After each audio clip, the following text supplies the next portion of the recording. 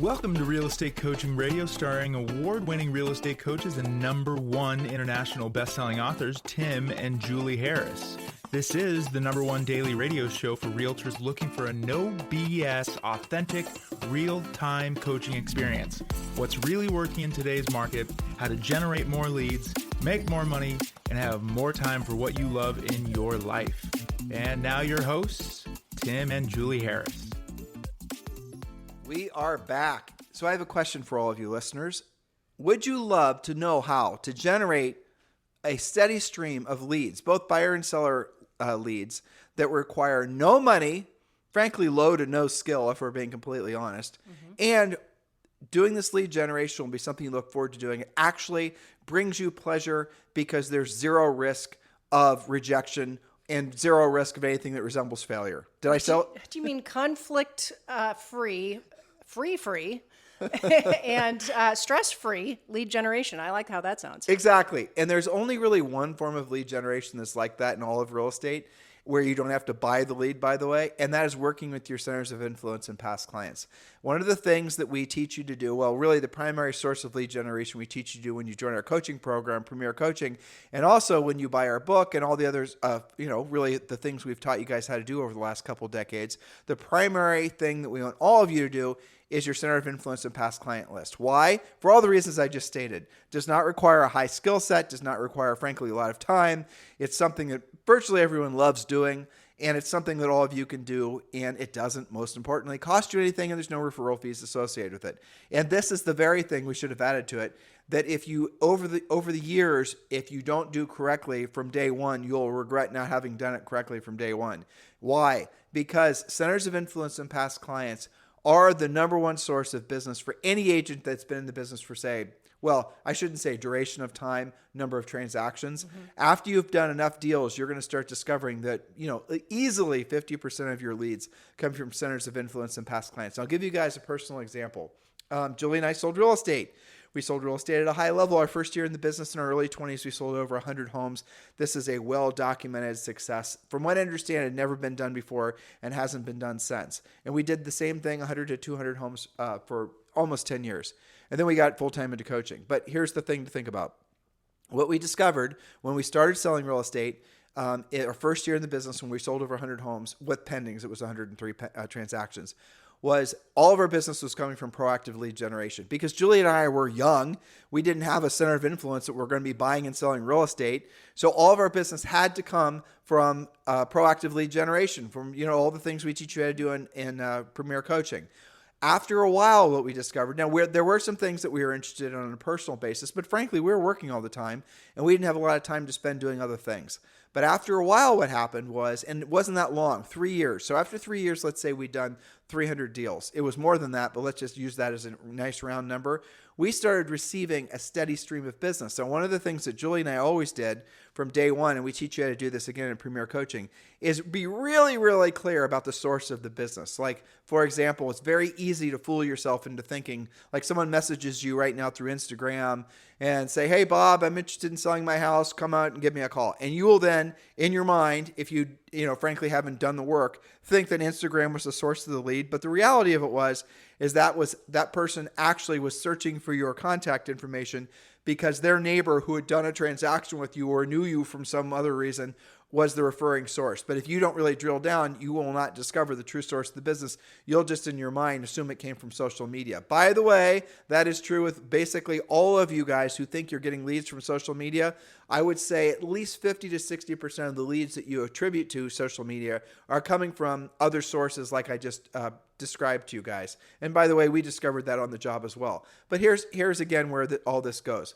You will then start discovering after you've done, let's say your first 3 years, let's say you do a total of 50 transactions, or maybe it's 100.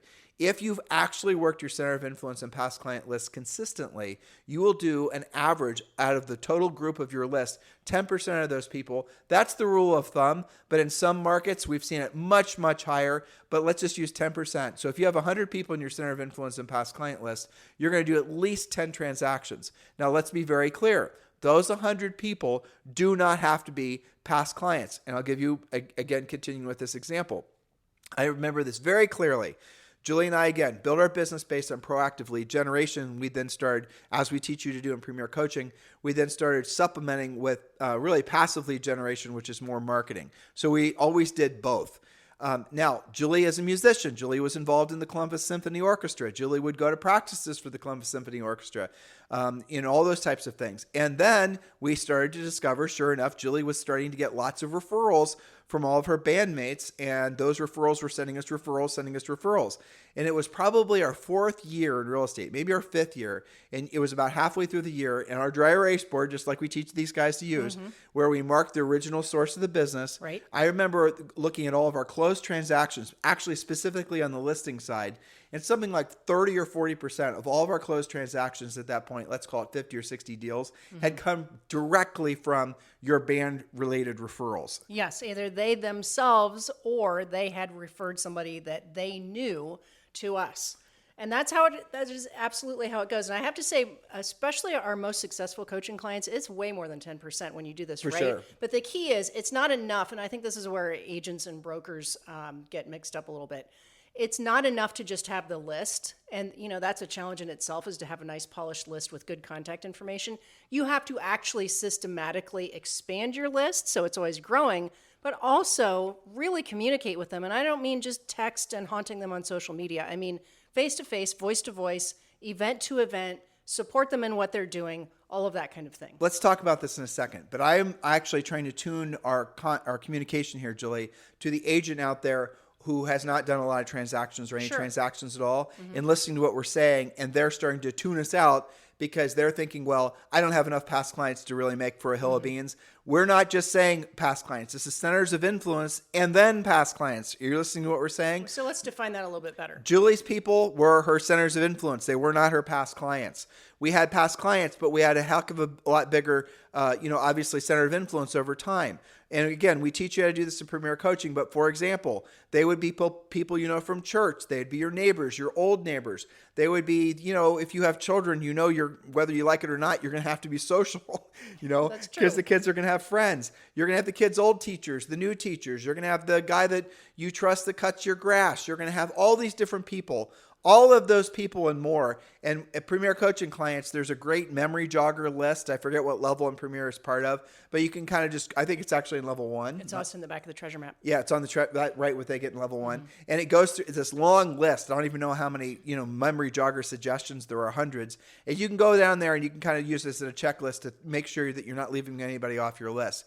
Really, the rule of thumb is anybody that would visually recognize you, even if you don't know their name or they don't know your name, work on getting their information. That should be on your center of influence list because you see them on a regular basis. There was a Starbucks, as there is, near our house, as there is near everyone's house nowadays, it seems. And there was this gal there, was the manager of Starbucks. Her name was Tristan. And Julie and I would walk in there every single morning. And there was always a long line, even the winter, going out of, into the cold, out of the Starbucks, people waiting in line for coffee. Evidently, in New Albany, Ohio, you couldn't make coffee at home. I don't know what the deal with that was. But when Tristan would see us in line, she would always say, "Hi, Tim and Julie, what's going on at the real estate market?" Why am I telling you that? Tristan was a past client who we sold a condo to, and she then would help us expand our center of influence and past client list every single morning as we were standing in line. She would help us trigger the conversation to talk about real estate. That's great. She did that completely on her own. So do not just limit your belief that you cannot have this as a very powerful, if not the most powerful, evergreen spoke in your lead generation, on your lead generation wheel. If you're new in the business, if maybe you haven't done a lot. Have transactions, you don't have a big center of influence list. Still do this. If you're new in an area, Julie's going to give you some ideas on how to expand the list that way. But do not limit your potential to have a very strong business just based, your primary spoke being centers of influence and past clients. Now I'm going to give you the flip side to it.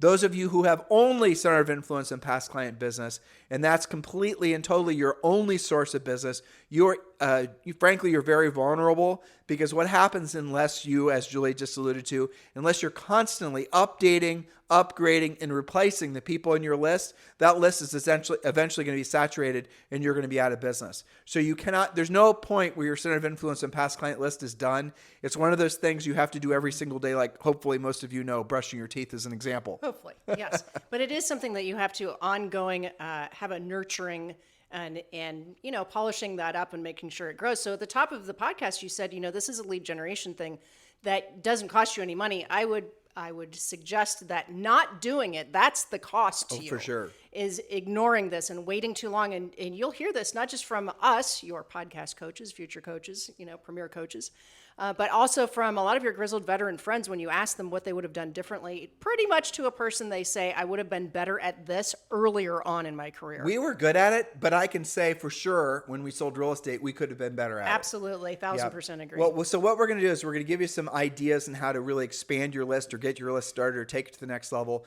We might sprinkle in some scripts and whatnot to say, but here's what I want you to take away. Really, the big takeaway is just do it. Don't overthinking. Don't think it's hard.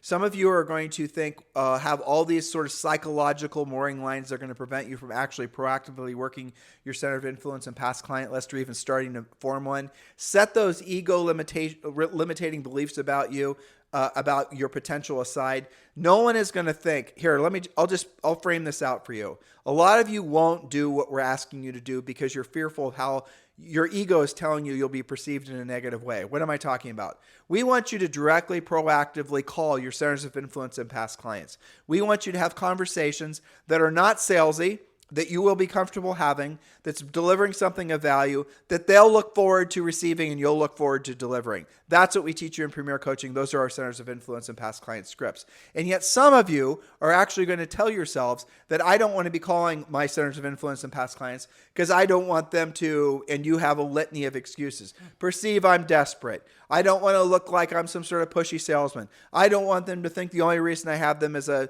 friend is because of the fact that I'm trying to milk them for real estate leads. And you're going to come up with your own list of Mickey Mouse as to why you're not willing to do the work. Now, I'm going to hopefully, with what I'm about to tell you, reframe actually how they do perceive you if you don't proactively contact them using our scripts, delivering something of value. So just open your minds to what I'm about to say, listeners. So if you have a natural center of influence, because all of you do, neighbors, old neighbors, new neighbors, let's assume, hopefully they all know you're in real estate. If you're not asking them for business, you tell me what they actually think about you. So they know you're in real estate and yet you're not asking them for their referrals. I'll go back to that line at Starbucks to make my point.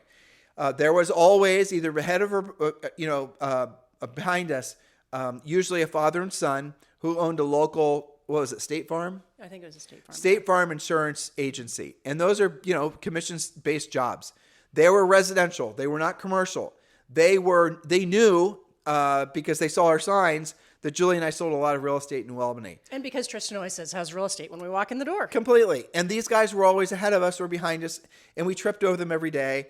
You guys get the point. They never once, and the whole time we lived at New Albany, never once had brought up anything to do with, essentially working with us and us sending them referrals, which we would have happily done. Now, we didn't have a need to talk to them because we had other people we were sending our insurance leads to, but had they contacted us, we would have sent our insurance leads to them. Sure. Now, here's the strange thing that happened. While over the time that passed, okay, there they were not asking us, we'd see them every morning, we're certainly polite to them, the whole thing, and they were polite to us, but never once did they initiate any kind of conversation that would have led to them potentially making money. For the first while, let's just break this up to oversimplify it. So for the first year, that would happen. We didn't really think anything of it. We didn't really overanalyze it. We didn't worry about whether they weren't, it just was what it was. Here they are in line. They are not bringing it up with us. Maybe they don't know we're in real estate. Who knows what's going on in their lives? Then after time, maybe it wasn't a year, but then what happened is, well, they must not, and this is all subconscious, and I frankly didn't realize these were our thoughts about them until years after we stopped selling real estate, and I was trying to help convince somebody, like I am trying to convince all of you guys, to actually do the work, because I started thinking about this real life example. Then after a while, I started to create a story as to why they weren't actually asking us for business. And the excuses that I created, or the reasoning I created, all subconsciously, was they didn't like us, they didn't want to do business with us. Then it even got worse. They were lazy. Too busy. See, what I did is my mind was creating stories as to why they weren't asking us for business. It made no sense that they weren't asking us for business, or at least bringing up the opportunity, having an insurance-related question. I saw you help, Bob and Suze move into the neighborhood. we ran into them at the country club or whatever, and whatever, great people. Thanks for bringing great people. And all they would have had to do is some conversation like that. Some kind of question, like, are your clients dealing with the hail damage okay? Do you have any questions about how to deal with that? Where to direct them? Any questions related? See, you guys overthink it, that it's got to be some overly complicated, mishmash of scripts. Keep on topic. It's even worse with real estate agents, because what people think, if you don't talk about being in real estate, they think that you don't sell their price range. They think you're not licensed anymore. They think you're part-time. They think you're too busy. Any number of things that you don't like them. Well, that's where it starts, and then it gets worse. Then it makes it. Then your mind starts making it into a personal reasons. Well, the longer you wait, the worse it gets. Exactly. The longer you wait, well, they don't like me. Now, some of the people are listening and saying, "Oh, I've never asked my centers of influence and past clients for business." They're not like keeping track of when the last time they heard from you. This was something that was in our faces every day because we saw them every day in line at Starbucks. But it is a very salient example to make the point. So their job was to ask us for business. Our job would have been to give them business. They didn't. We didn't. Then our brain started creating these really false stories as far as why they didn't. The reality of it is they didn't because they were fearful that we would reject them. I'm sure. They were fearful that we had other relationships. Why the hell would we want to use them? They had created stories of their own, but were all ego-based. They didn't want to maybe be perceived as being salespeople. But the reality of it is we were perceiving them, and over time in negative ways, subconsciously. So then when we saw them, it was a little grating. It's because we figured out, what's the disconnect here? It was weird. And when you have a center of influence and past client, when your neighbors are around you and you see the same people every Sunday at church or whatever, and you're not bringing up something of value to them that might lead back to a real estate conversation, they're going to start thinking ill of you as well. And that is really, and if you're just going to mail them tchotchkes and pumpkin pies and calendars and forget-me-not seeds, it doesn't really move the conversation down the road like making an actual contact. All of our scripts are designed to deliver overwhelming value to the person you're calling and trying to help. And that's the key element. Everything we teach you to do is questions-based, but it's all designed to help the person that you're, in this case, proactively lead generating to or calling.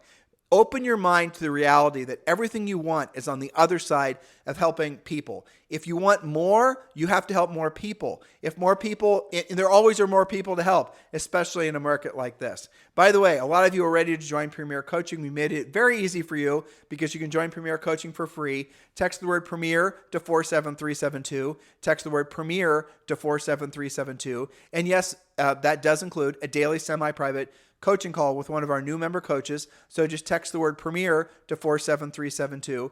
And when you do, you're going to get everything we talk about as far as what's included in the first level of Premier Coaching. There is absolutely no obligation. You can join for free right now. It takes about 20 seconds to join. If you want to go to the website directly, you can do that as well. Just go to members.timandjulieharris.com, members.timandjulieharris.com. Remember, when texting, message and data rates may apply. So I think we can all agree that your next lead, whether it's buyer or seller, should come from your past clients and your centers of influence. And we can all agree that probably many of you should stop being weird about talking about real estate, as Tim just illustrated, to people who already know, love, and trust you. So remember, when you do speak with your database, past clients, people in your sphere, systematically and consistently, you'll find that at least 10% or more will do business with you or refer business to you year after year. So remember, 10% of 100 is 10 easy deals. 10% of 300 is 30 easy deals. So it makes sense to grow your list. Julie said this at the top of today's session. You can't just speak to them once. You have to speak to them every single month. And some people are like, well, is it 8 and 8, 24 and 26? Or how often frequently should I be calling? How many mails? How many calls? Forget all that added analytical ridiculousness. Just call them every single month on the same exact day, ideally at the same exact time, because you know they're going to answer the phone. Your goal is not to leave messages for them. Your goal is to actually have a conversation with them. And we tell you what to say every time you call. And I assure you, using our scripts, they're going to welcome your call because you're making them feel good every time you call. You're not just giving them droll information or overtly pounding them, asking them for business. That, you're not calling up and saying, this is a business call. I'm looking for leads. It's not like that. You're giving them a friendly, an honest to gosh, optimistic call, making them feel great. They're going to look forward when they see your number on their caller ID. So how do you actually grow your center of influence, your past client, your database, as you call that, in a systematic way?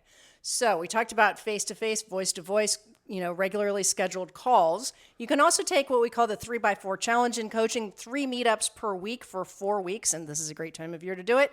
You can use meetup.com to find what interests you have or re-engage in the things you used to do or know you enjoy to meet more people. So be yourself first, be yourself talking about real estate second. Use our scripts that you get in Premier Coaching. But there are 3 specific categories, so take notes on this. Here is how you systematically expand your center of influence so that 10% of your business that you get from your list grows along with that. And I put this number 1 for a reason. Point A, do things that you like to do anyway. Do more of them. For example, hobbies, sports, arts, organized exercise programs like Orange Theory, Zumba, or CrossFit. Why did I put things you like to do anyway first? Because you're more likely to do them week in and week out and do them systematically and repetitively. I'm going to throw something in under A too. So depending on what time of year it is, there's always things you can do. Assuming you're in a family type community, people with kids and whatnot, or even frankly dogs. You can have something where, let's say it's around Christmas, have people come over to wherever the location is going to be and have pictures taken with Santa. So you're going to provide a Santa, you're going to provide a festive type environment. I can see a big red velvet chair and the whole thing, presents all the way around. You're going to have somebody maybe giving away balloons. You're going to have it so people are going to stand in line. There's a photographer that's going to take a picture with the screaming ungrateful kid on Santa's lap. True. Yeah. Yeah, and there's ways, this is actually our D bonus point, but there are ways for you to do this where you maybe don't create the entire event. So I'll give you an example. We talked about John Walkinshaw the other day. He's really blown this up. He goes to an actual Christmas tree farm. He has it basically catered. It's tied to a charitable event. And he has like 300 or 400 people show up. He does the pictures, the holiday photos, all of this kind of thing. I think they have some giveaways. And this is his yearly past client appreciation party. We saw an agent here, a broker, that was doing a pumpkin chunkin' thing. Yeah. That basically, we're still in North Carolina, that essentially a pumpkin chunkin' thing. Well, you describe it because you wanted to go. What do you do with pumpkins at the end of the season? Well, I guess you throw them and wing them at things, and this is a thing. And he was catapulting them. I've also seen versions, agents have done this in conjunction with zoos. Get this is crazy. So like those giant pumpkins, they do throw the pumpkin, or they'll donate them to the elephant display, I guess, and the elephants will stomp on them, and I guess elephants love to play with pumpkins. But you do that in conjunction with meeting. You could even do like your top 20 past clients. It doesn't have to be 200 or 300 people. The point is, stop being a secret agent, and you will find that you'll get a lot more repeat and referral, and you will naturally expand that center of influence database. We're talking about the things you can do after you get some flow with your center of influence and past client. You don't have to start out by doing events. Events are fun, but really all you have to do to have a huge impact, frankly, even more of an impact than an event, is to call them and bring something of value, and do that when you say you're going to do it. Which is also free, by the way. Exactly. So if you're just thinking, well, I don't want to be spending any money, or I don't want to organize anything, or I'm allergic to pumpkins, or whatever the heck it is, that's fine. Just make the phone call, use the scripts. And then over time, you're then going to think, well, now that I have a huge center of influence and past client list, I'm getting all this great business from them. What can I do? Maybe you're going to start renting out a movie theater around Christmas or whatever, and you're going to start doing, basically whatever the family feel-good movie is that particular year. They can watch it for free. Maybe you're going to do Meet the Easter Bunny, and you're going to do something where you guys get the idea. We do have a 12-month plan of things that they can do. Not that we want you to have to do something every single month, but there is a list. This is your 12-month center of influence action plan that you get in coaching, so that you look and you go, okay, well, what could I do in March or April? What are some ideas that I can implement either myself or attaching to someone else? But really, in an economy like this, if you're wanting to know really what the bottom line is, just make the stinking call. Yes. When you make the call, that matters more than giving them a pumpkin pie, 1,000%. So if you're wanting to know where you can not spend money, stop spending money on the tchotchkes and the giveaways that cost you a lot of money, take a lot of your time, and ask yourself, really, why you're dropping the forget-me-not seeds off in April and mailing them all and going through all the hassle and time? Why don't you just make a call and have a conversation? Because won't that ultimately lead you directly to the result that you're after? Faster and more efficiently. Doesn't that make sense? And again, I want you to consider this. In pretty much every market, your center of influence and past client is not exclusively yours. So we've had coaching clients. There was a hilarious story, you tell it, about the pumpkin pies and the raccoons. Oh, yeah. Well, so some of you guys, and this always cracks me up when you do the door knocking with the tchotchkes and you like do the drop and run versus having the conversation. So In other words, you don't wait for the door to open. You just leave the tchotchke on the door, then you hope leave. for the best, right? Right. So in this case, this was pumpkin pies around, of course, Thanksgiving. And the agent had left the pie on the front porch, right? For their center of influence and past client. Not just randomly. It was, somebody they knew, a nice little card or what have you. Well, thinking that they had done a nice thing, they were surprised the next day when they got an irate phone call from that person who had, laced a very elaborate story about the raccoon party that had happened on their front porch. There was pumpkin pie everywhere. They had trashed the pumpkin pie tin.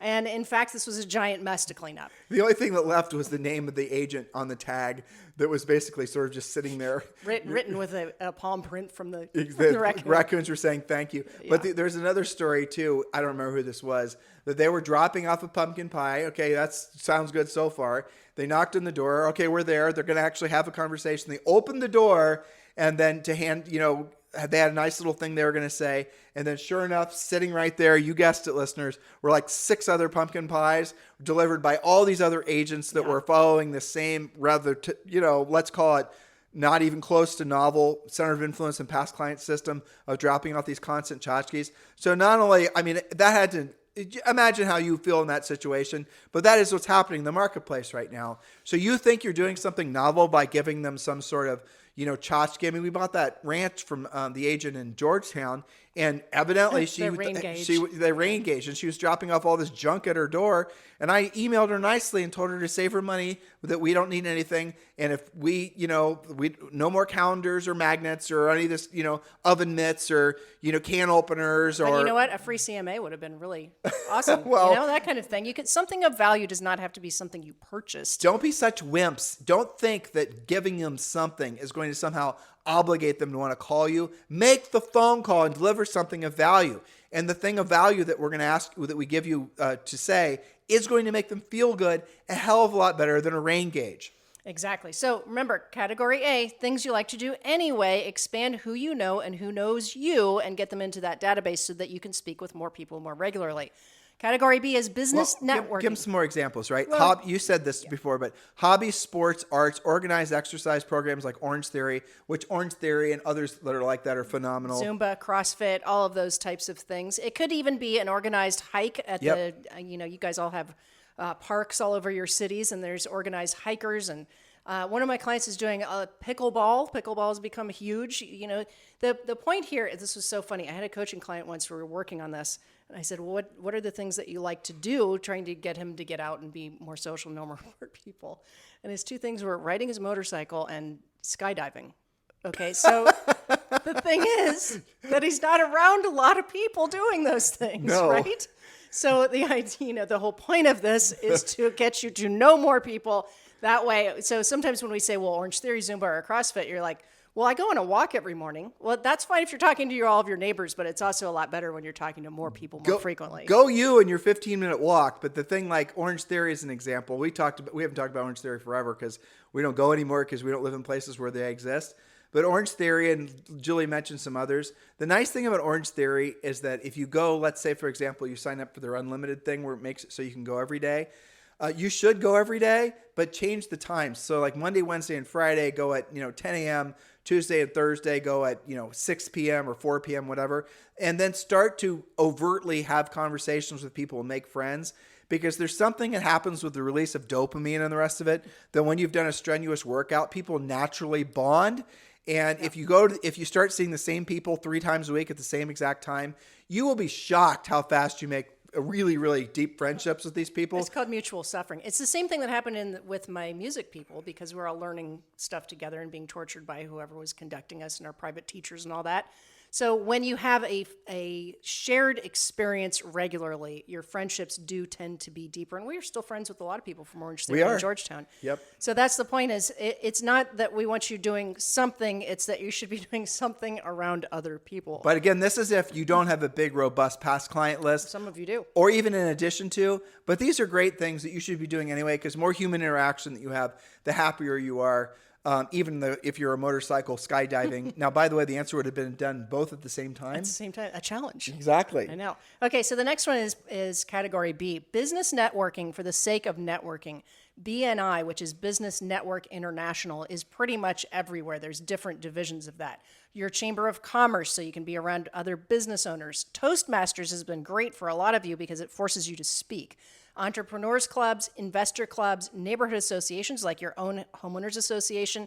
You don't have to be the president or the treasurer of your HOA. I kind of don't recommend that because that's real work added to your daily schedule. And let's be honest, you're going to make some real enemies if you because you're never going to side on you're never going to be on everyone's side. No, but you can go, you can participate, you can get to know your neighbors, get to know the president, network your way into that. So really the point to all of this is to think about your centers of influence as having different rungs to it. So if I'm friends with you and you're friends with people that are really into cars, but I'm not really into cars, I now have access to people that you know through you who I wouldn't normally have. Well, this isn't business networking necessarily. It's kind of, it depends how you use it. But if you have kids, and I was joking about this, but it's so true.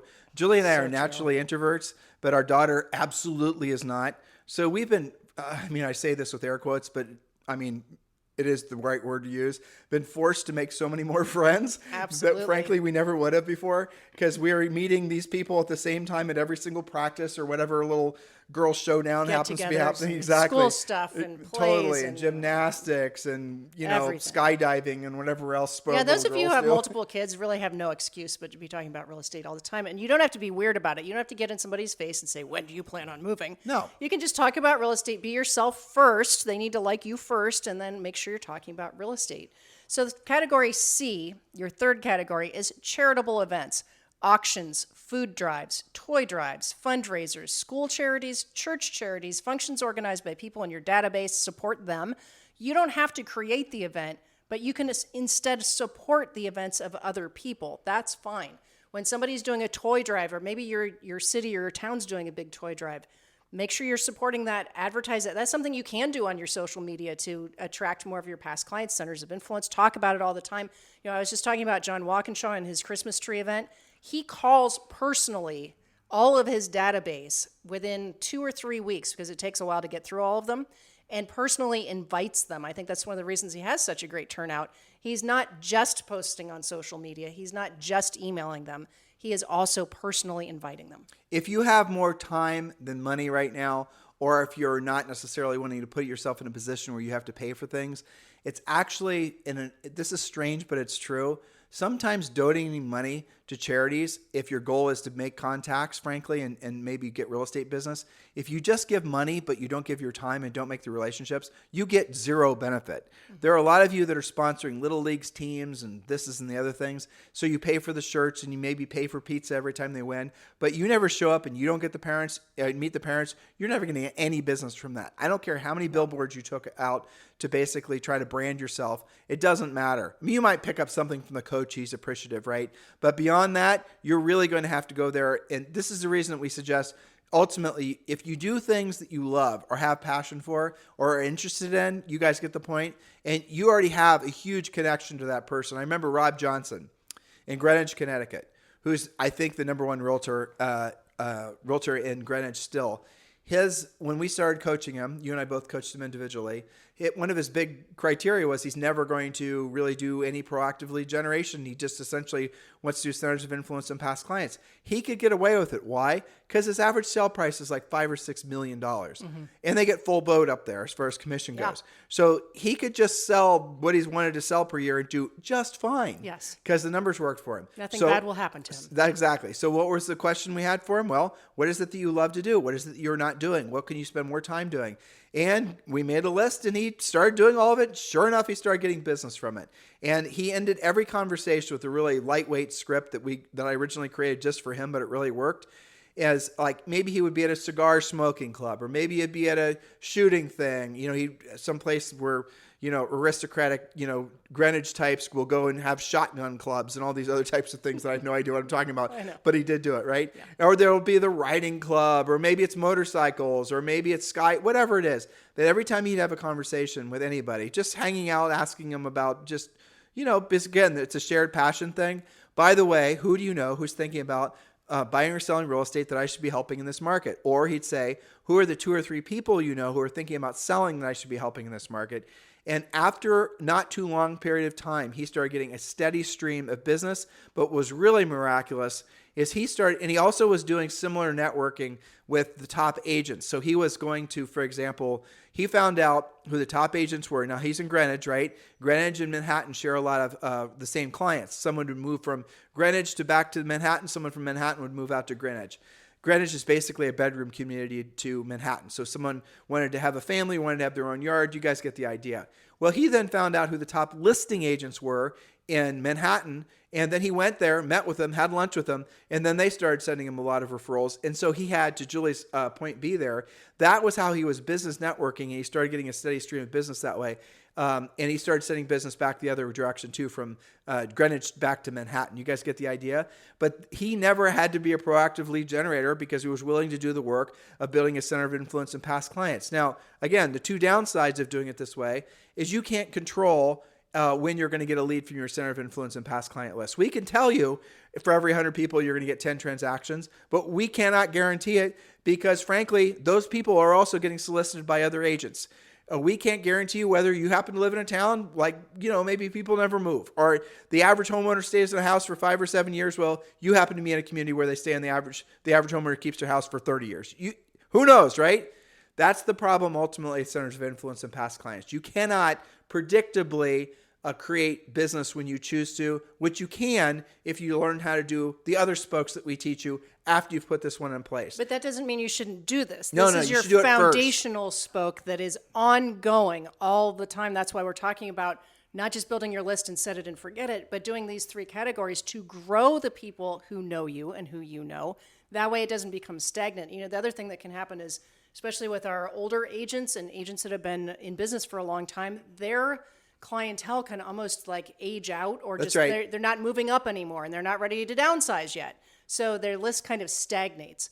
I've also had clients that had like a certain type of clientele that were maybe more, we've just had this with the hot sellers market, really aspirationally minded, moving up all the time, upgrading, and then something happens, the market slows down and it stagnates. So you've got to mix it up. One of the reasons that I have charitable events on there is everybody wants to raise their average sale price. So go where there's a lot of philanthropy going on and be amongst people who are being charitable. I can barely say that word, philanthropy. Did I say it right? Yes. No, I don't think I did. Now you have to spell it. No. But the point is, though, I'll go to my Ask Julie. I know. So here's the thing. When you do all 3 of these categories, stuff you like to do anyway, those are people with common interests. Then you have business networking, so that's okay to open your mouth, sooner about selling real estate. And then you have charitable events. These are 3 different types of centers of influence that should keep everything really nice and fresh. But again, you have to do more of this than you think in order to get that 10% to begin with. And then as your list grows, it grows with you. So you can't just set it and forget it. You have to be very proactive about this. And it is one thing I would say, looking back, or if you were to say, okay, no more coaching for you guys, go sell real estate, I would do maybe 10 times this stuff. And we were decent at it, but I would definitely do more. Oh, yeah. Especially because if we were to go back and sell real estate, we would sell real estate in a very expensive area for sure. For sure. Center of influence and past clients would be the number one spoke, because in a very expensive area, because your average commission is going to be so high, you don't really have to have too many hits to basically win the game. That's right. Oh, but the other thing is if you're not in a very expensive area, then it would be centers of influence and past clients and expired listings. Absolutely. Yeah, you have to supplement. So the reason that we teach you the spokes in the wheel model, which we have mentioned on many podcasts, also in the Real Estate Treasure Map when you join Premier Coaching, is because there's not just one thing. Today we talked about one thing: expansion of your past client center of influence database and getting more repeat and referral. That's great. You've got to systematize that and pursue that, but that cannot be your only thing that you do. This is just one of the most important things that you do. Right. And this is just an overview of our center of influence past client system we teach you in Premier Coaching. This is like tip of the iceberg. 5%, really. Yeah. But really, at the end of the day, guys, this is something all of you can do.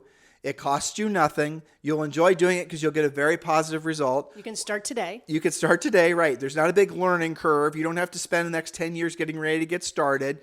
Analytical types, I'm talking to you. You don't have to have a fancy CRM. You can even do this. Like, you just got your license today. You could start working on this list and get started on this today. You don't have to delay. And this will get you results. But really, from a psychological perspective, you're going to be having a certain number of direct, proactive, center of influence based, past client based conversations, you're going to really start supercharging your own personal mindset because you're in action having real estate conversations. That's if you want to know where to have confidence, if you want to know how to actually have a powerful mindset no matter what the market's doing, it's you being in action, helping other people solve their problem, which is whatever the real estate, buying and selling need is. That is a problem you're getting paid to solve. That is the mindset to have.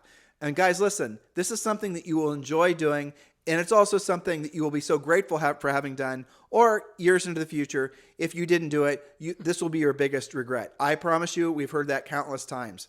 So guys, hopefully you've appreciated today's podcast. The next natural step for all of you, of course, is to join Premier Coaching. Text the word Premier to 47372. Text the word Premier to 47372, or just go to members.timandjulieharris.com. Have a fantastic day, and we'll talk with you on the show tomorrow.